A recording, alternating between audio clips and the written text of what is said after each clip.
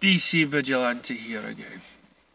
So, I watched this guy recently, and you know when you watch something on YouTube, similar posts come up of videos that you like and stuff.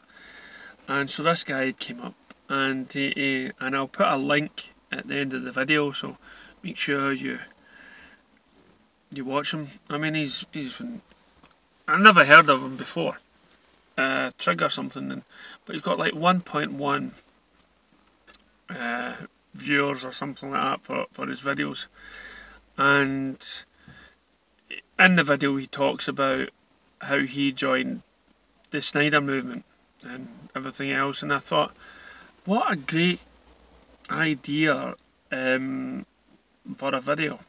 You know, what a great idea for a video. And I was in two minds, and I used them for my live video for my Facebook page. So there's if you go to Facebook and you go to DC Vigilante, scroll down until you get to something that maybe says Hush.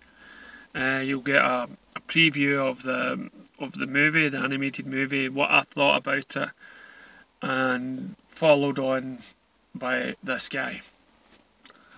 And so listening to him, and I know I've done videos like this before, but you know, something in that video I thought it may be missing of what I've talked about before, so I'll give it my best shot. And so Zack Snyder and me, right? The two will never ever know of each. Zack will never know of my existence anyway. I never heard of Zack, to be honest, until Man of Steel. You know, I mean, I saw the film, the 300, and Dawn of the Dead, but the director's name just never rang a bell. It was only until I heard that he was directing Man of Steel that I decided to look into the films that he was making, you know, or that he has made. You know, Guardians of the Ghoul, the Owl movie, and stuff like that, and I thought, wow, I love the scenery, I love the way that he's getting the wings to fly, and I read up about him, and I thought, this guy knows heroes, this guy knows comics, he's enthusiastic, this is right, so I'll give him a shot. And then of course the trailer came out, and it was only just that one little bit of Superman flying straight up, but there was something different just in that one image.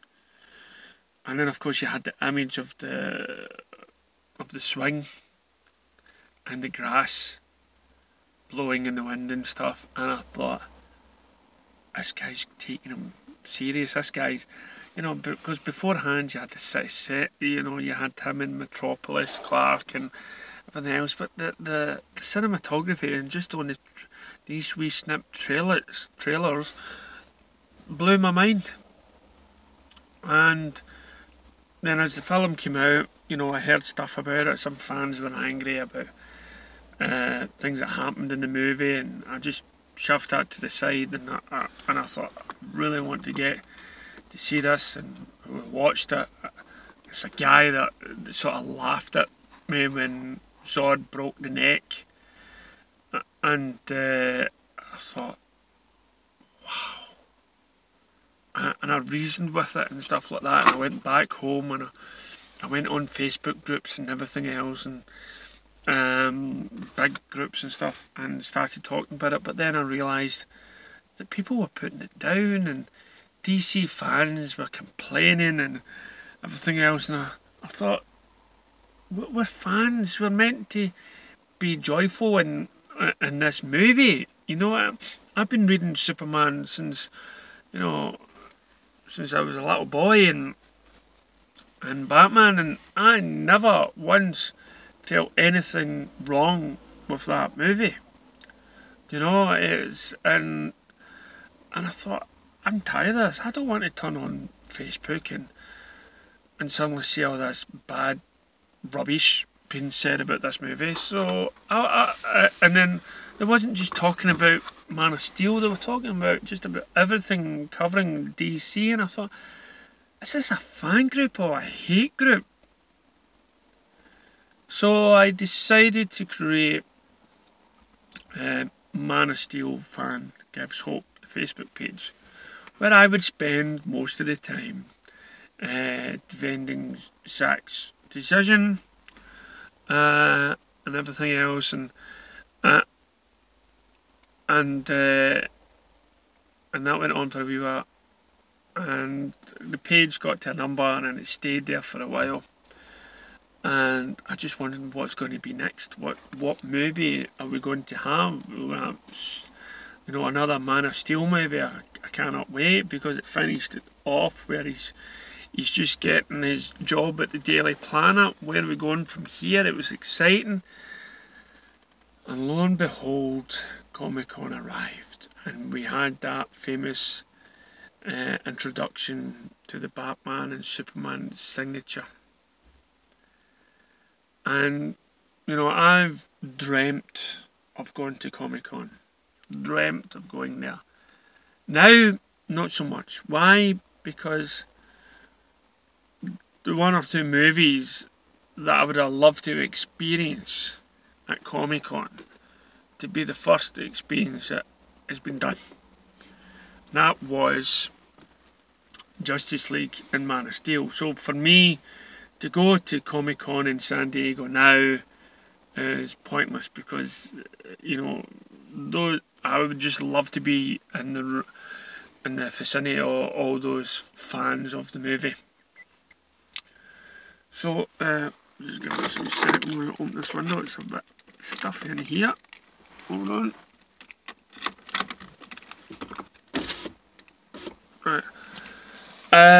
So that got me excited about Batman and Superman and everything else, and then I started working towards promoting Batman v Superman, and then the trailer broke and stuff like that, and then there were a lot of arguments behind the scenes about how the film was going to get cut. I went, oh God, no. People were still saying, you know, what are they missing out in this film? Then of course you had the Ben Affleck casting, and people were against Ben Affleck, and I thought he was that was the one thing I did know, was that Ben was a big Batman fan. I did know that, and I could see him in the role, especially after seeing Gone Girl. I thought, no, this is again people jumping on the bandwagon. He's going to be an older Batman. It's going to be like The Dark Knight Returns. So again, I've spent years defending Zack's decision, Zack's casting choice, and then so we got to see the film, and you know, I was first experience was, it was kind of slow. But then when it got to the end, I left and I went, wow. You know what? I mean, can you just imagine that iconic scene? I mean, I don't think it can ever... You can leave all your Marvel films to one side or whatever, but that one shot, 5-second shot, whatever it is, of Batman, Superman and Wonder Woman standing together, you know, just that one image, I went, this is my childhood come true. See, what I believe life is short. You know, I believe that, and when you get older you realise that yourself. I mean, I've got to an age now, you know, Lord of the Rings came out, Dad's favourite book, and he died before it came out. And I'm just about his age now. And it was just before, you know, it was in his I don't want to say it, but I was at the stage.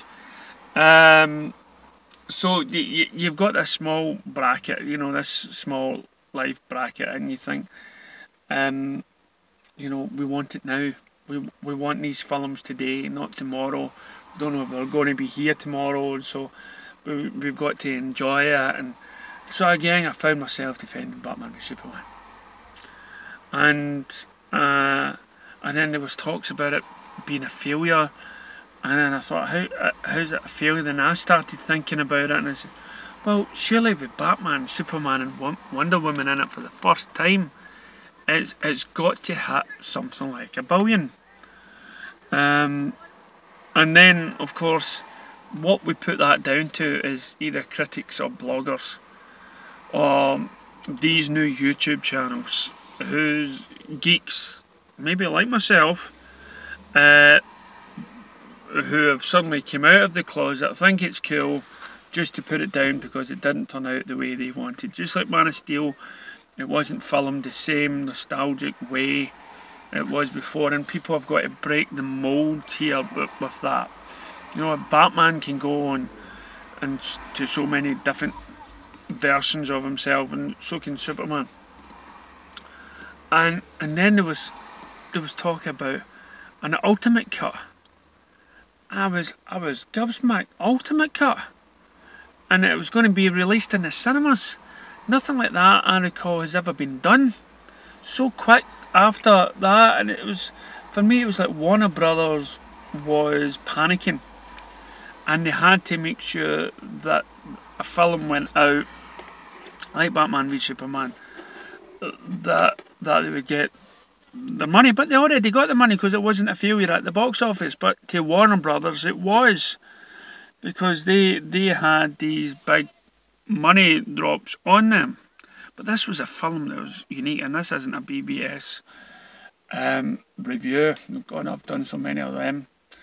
But this was a film for future generations, I would say.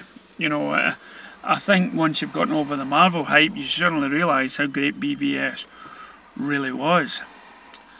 And there were so many iconic moments in that film. I thought, that's me. I can die peacefully now. And then we were told, oh, Zack's got this big long arc. We've got this, these Justice League, two Justice League movies coming out. I went, crazy, this will get us, you know, this will join up with BVS. It'll put two fingers up to the naysayers. It'll explain everything. And of course Justice League did the exact opposite of that because of studio meddling. And then during which time I get in contact with Rito Guerrero or something like that. He was actually the guy in the Batsuit in BVS, and I expressed to him, please tell Zack that we are supporting him and his film and everything else, and we're trying to lay down the positives for it. And he says, oh, certainly, if he meets him again and everything else and stuff. Because he was all up for it. Whew. So then, of course, we had Suicide Squad and Wonder Woman. Zack was involved in all of those films, and again, I found my time every day defending the DCEU, even on stuff that I was disagreeing with.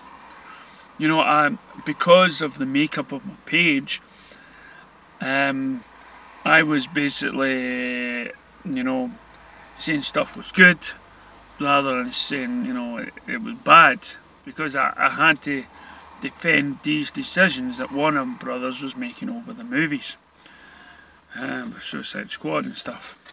They just, and we hear during Justice League that Snyder was getting a hard time, and they kept on harassing him to do this and to do that, and his daughter passing away. And we now become, and then we hear stories about you know, his charity to help prevention against suicide on behalf of his daughter. So now Snyder fans have this huge fan base around the world demanding justice for Zack and justice for what Warner Brothers was saying, that they were a studio that puts the director's vision first. They had totally came away from that. And you know, so you got to remember, he was involved and his wife was involved and stuff. And then when Justice League came out, I went to see it.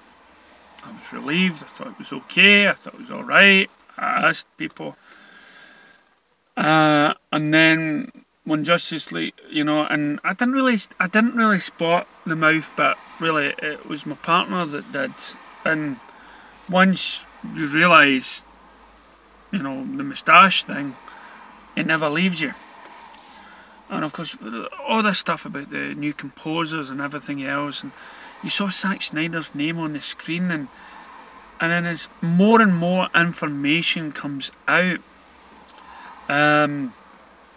you're wondering, why did they touch it? Why did they touch this movie?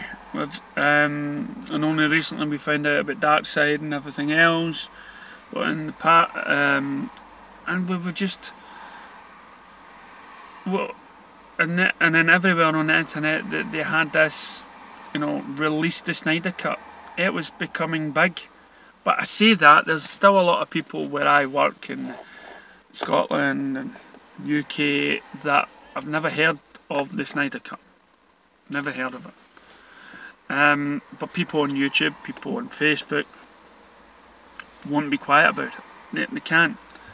And Zack Snyder keeps on dropping these bombshells. And I got to the point where I was actually making a video saying, Zack, please stop, because if nothing comes out of this, you will just look like, you know, you'll come out of this looking bad because you've teased something that will never be supplied to us. You know, why are you sending us these messages? Tell us something. You know, and everyone around the world, we are hoping, because what has happened every time we watch Batman v Superman or Man of Steel, there's a huge people out there. I'm talking about me, and I'm talking about you, and that wanted that last chapter to from after BVS, and we never got it. So now we're stuck with all these lower income not lower income, lower money, you know, movies that are getting made. Why? Because we have the people behind franchises like The Conjuring and stuff like that is getting done. And of course, it dawns on me not until a lot later that Justice League, like Games of Thrones, didn't really give you the answers you were after. It seemed the film cut by a lot, and when we look at the film, the DCEU just now, we see the possibilities of what it could have been. So as all this happened to Justice League, I got annoyed, I got upset, and I decided I can't do the page anymore. I cannot defend Warner Brothers for doing what they've done, and every time I try to put something positive down, they cock up somewhere else, you know, like Swamp Thing and Constantine and all that sort of stuff. Or the movie list that they had has been thrown out the window. It's just, how can I post stuff on my page positive about this, about Warner Brothers and about yada yada yada. And the thing that gets me is, you know, and then during which time you hear all these Marvel fans and Marvel websites like Rotten Tomato, and they're using their power and the influence to try to persuade you to like their movies. And the amount of And as you look at the Avengers movies, you know, the last two there, it's like they stole so many ideas from Zack's plan for Justice League, with the time travel and everything else, and the similarities are there, not just the first part to the Avengers Endgame, but to the second part. And I thought, I can't believe these guys have got away with it, and all these critics are lapping it up, and I said, no wonder Zack walked away and joined Netflix. But I see some great people out there, like the link I'll put to the end, and like Chris Pong and stuff like that, people that have been campaigning for the Snyder movement, people that went out and bought the t-shirts and went to the director's special edition cut where I was appalled that release the Snyder cut never came up too much, because I believe he was there and he was wanting to answer, and he's answering the fans, he's answering and giving you hope. He continues to do that. On Father's Day he released Cyborg pictures and Darkseid pictures and everything else, and I said, we're all, and some people, you know, we're all yearning for this Snyder cut, because as fans we believe we deserve something. DC fans deserve the same sort of respect and admiration for their characters as well as what Marvel has done with theirs. But now I find myself just taking the mick out of Marvel, or trying to boost DC. Why? I mean, as my page starts to decline, because I'm being vigilant. I am, you know, I am sick of critics. I am sick of critics and bloggers telling the masses what's good to watch and what isn't. And film studios, again, should stop listening to bloggers and critics and make films, make franchises like your Dark Universe or whatever it is, right? Or your DC Universe as well, the Dark DC. Stick to it. If it's made money, stick to it. It may not be the money that you thought, but that doesn't mean you should bring people in to corrupt a director's work.